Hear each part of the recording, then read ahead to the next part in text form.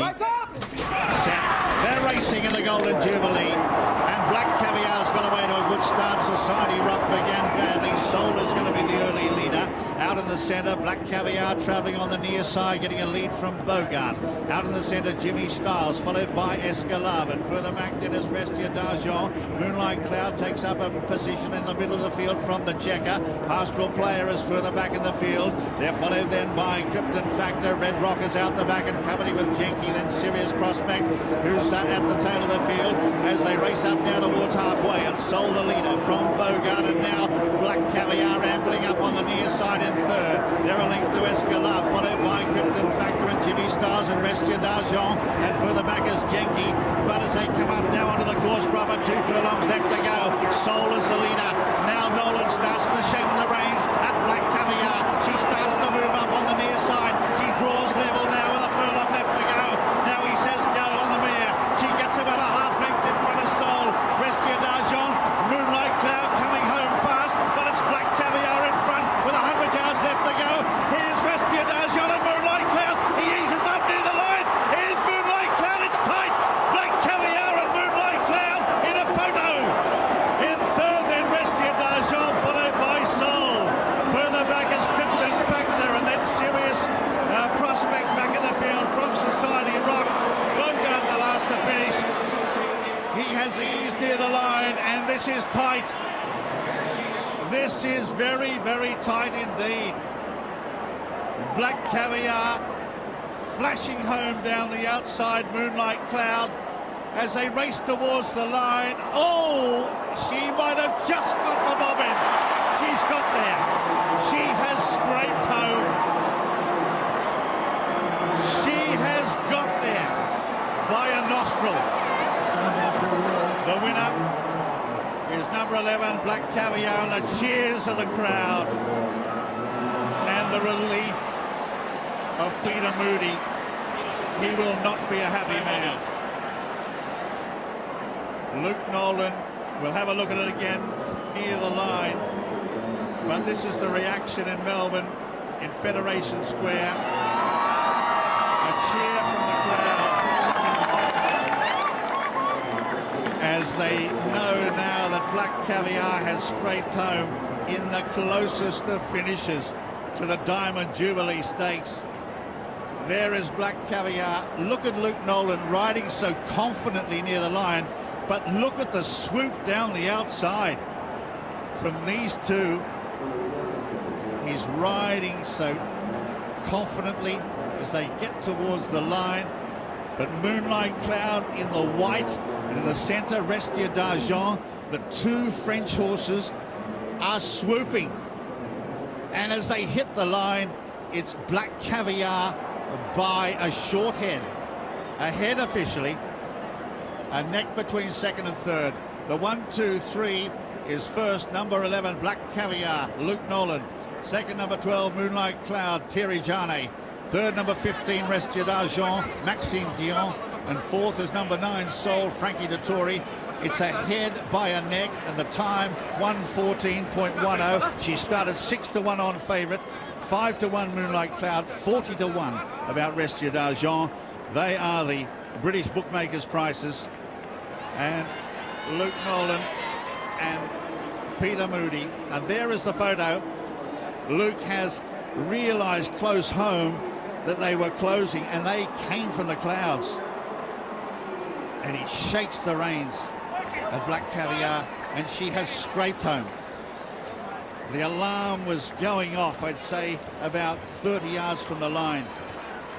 And this fantastic mare has now won 22 races in a row, 22 straight. She has won the Diamond Jubilee at Royal Ascot in the Queen's Diamond Jubilee year. And Luke Nolen takes her down the track, and in front of this enormous crowd, a crowd of about 80,000 here at Royal Ascot today, he has cantered her down the track, and they will be fully appreciative of that. Down in the silver ring, down in the grandstand enclosure, and then he'll trot back in front of the members. But I would say the relief of Connections would be enormous, and also the relief of the jockey, because when he watches that again on replay, he will have his heart in his mouth. He won't sleep for a week. And he's not the only one who had his heart in his mouth. The whole nation did. A whole crowd here at Ascot held their breath because they thought that this supermare had been caught on the line. And for all of them watching in Federation Square in Melbourne, a huge sigh of relief and a cheer went up when the result was confirmed. And Peter Moody had said he didn't mind if he only won by half an inch, but I thought he was joking. Maybe Luke Nolen took him at his word, because, Willie, that was extraordinary. I got a little bit too confident, did Luke. He's been winning, you know, sort of easy all the time down in Australia, but here obviously she's travelled a long way. She's possibly not as good as she normally is, but she is the best. You know, she has been the best on the day, and there's a lot of relief that the photograph went that way, because if it hadn't gone that way, I'm afraid the jockey, the rest of his life would have been not very nice, because he looked as though he just took it a little bit too easy. Instead of just having a little peek to see whether the other horses were, he just sort of went up to the last quarter of furlong and just hands and heels, very quiet. Well, let's have another look at it, because I'm sure many people will have been rewinding going, what happened there? And it was almost, he didn't want to get serious with her. He doesn't want to give her a hard race because the travelling that she's done, and because they want to go elsewhere in the world and try and win another of these global sprint races. But Willie, he almost pulls up last sort of 8 strides. Look, he is pushing her out there. He's got his stick waving. He gave her a little tap there, backhander, another little backhander, and oh, he's flicked her a few times, and obviously now he's sort of keeping her balanced. He hasn't stopped. He stops riding now, and he's Let me ask you an honest question. Has he mistaken the winning line? Well, we'll have to wait and see. We'll wait and see what he says when he gets back. But he did actually stop riding there for the stride or two. And you can see there the conflicted emotions of all of those associated with Black Caviar, as they thought, oh my word, she's been caught. And then the jubilation when it is confirmed that she has not been caught. She's hung on, and she has won the Diamond Jubilee.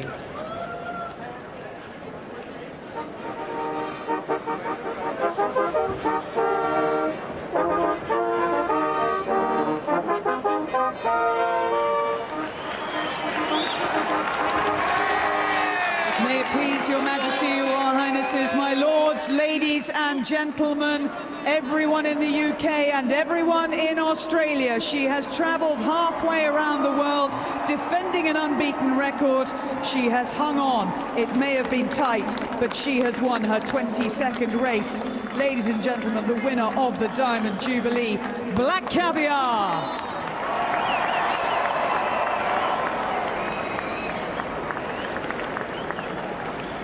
Hasn't gone according to script, but the result is what everybody wanted. She's won it officially by a head, and the time was 1.91 of a second outside the record.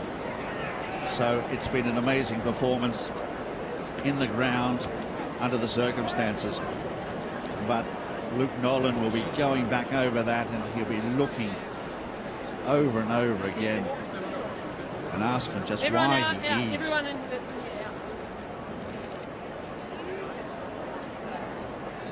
So there she is. She's relaxed. I don't think there's anybody else here who's very relaxed. But whether he actually mistook the winning post or whether he was confused, I don't know. Or maybe too confident. Let's have another look. Look at him. He's riding hands and heels. He's still riding out now. But look at these two on the outside closing. Moonlight Cloud and Restiadargent. And now he eases. But there's still quite a few strides to go. Well, now he gets a response from the mare. And he has just fallen in. The interview will be interesting.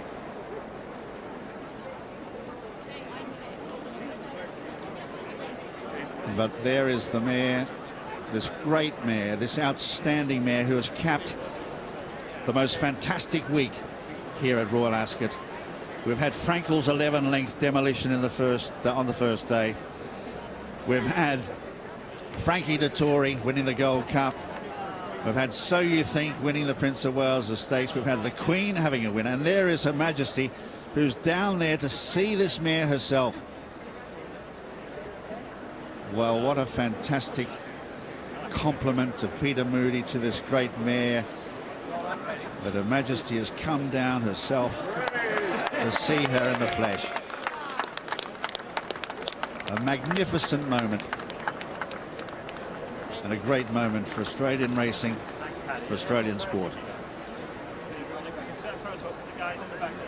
Luke Nolen coming over. This great partnership. He's been aboard for the majority of her wins. Just the first couple, he missed another one under suspension. Anyway, sighs of relief all round, and I'd say those who laid the long odds on breathing the biggest sighs of relief. As Luke Nolen steps onto the scales, let's check the full details with John. Well, you're certainly right there, Jim. The punter had £100,000 on to win 20,000. He had his heart in his mouth, that's for sure. Black Caviar wins the Diamond Jubilee Stakes, the 1-6 favourite. Second was Moonlight Cloud at 5-1, and third Restiadargent at 40-1. Well, Jim mentioned that Luke Nolen will watch this a few more times, and he will, but this is the bit he won't mind seeing. The fact that she did pick up again for him when he asked, and that Moonlight Cloud just couldn't close fast enough. And on the line, she was still a nose in front. He gives Peter Moody a big kiss there. The gamble paid off. The gamble to come here. The owners were the ones that wanted to do it, and the Queen has come down to greet the horse. Let's hear now from the winning trainer and jockey with Richard. Well, without doubt, the first question, I think 17 million Australians and 100,000 people nearly here at Ascot want to know, Luke, what happened in the closing stages? I'd probably just underestimating the testing track of Ascot. I was kind of late, and she'd had enough, and the big engine throttled right down. It's quite unfortunate, because it's going to overshadow what was a very good win. They're going to talk about more about my brain fade than the horse's fantastic effort. Do you feel that prior to that she had shown the superiority that you expected? Yeah, she did, but like I said, I underestimated the testing straight six here, so private error, but we got away with it. Got away with it, Peter. What were your thoughts in the closing stages? You've only got to win by 1/4 of an inch. That's what we were prepared to come here and win by, and we've got the job done. The way she travelled through the race, everything was going to plan. Was there ever a moment in the closing stage where you thought it wasn't quite as dominant as you would have expected? We never expect dominance. We've never asked her for dominance. She gets the job done. We're more concerned about her next run than we are today. So we're extremely proud of her. She's 22 for 2022. It's never been about margins. It's never been about dominance. Heard you talking before the race about the fact that as a sportsman you never get a chance to represent Australia. This is your chance to don the baggy green today, so how proud are you of what's happened today? I'm an extremely proud Aussie. You know, words can't describe the feel. Just to be here and take it all in, it's an unbelievable feel, and it's very befitting that it's with a horse like this. And the moment that you led her up to meet Her Majesty the Queen, what was that like? Something I never thought I'd experience. No, it's quite overwhelming. There's no doubt Your Majesty's certainly a horse lover, and the two Queens of Australia, maybe. And Luke, are you going to be able to enjoy this eventually?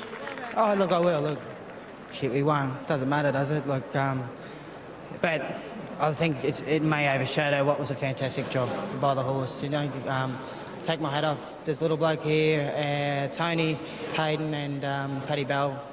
They looked after the whole time at Newmarket, and she's done a fantastic job. So I think hopefully my performance hasn't overshadowed what was a great effort by the whole team. Oh, Peter, give him a hug. Well done.